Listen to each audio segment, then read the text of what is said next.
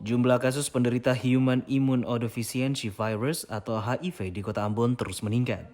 Kepala Dinas Kesehatan Kota Ambon, Dr. Johan Stefanus Norimarna kepada awak media menjelaskan, angka kasus baru HIV/AIDS di Kota Ambon periode Januari hingga September 2025 mencapai 271 kasus.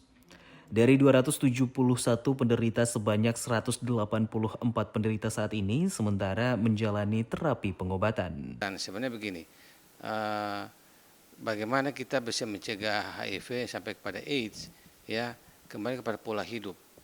Pola hidup yang memang mesti dijaga, hindari hubungan yang tidak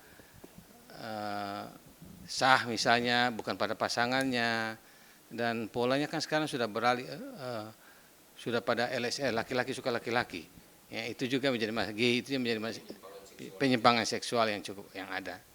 Norimarna menambahkan, untuk mencegah penyebaran HIV/AIDS, masyarakat dianjurkan untuk menerapkan pola hidup yang benar.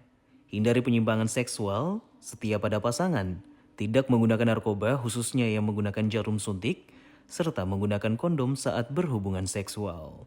Diakui Norimarna, Dinas Kesehatan Kota Ambon terus membangun kerjasama dengan berbagai lembaga swadaya masyarakat di Kota Ambon guna memberikan edukasi dan sosialisasi serta pengobatan bagi mereka yang telah terjangkit virus HIV/AIDS.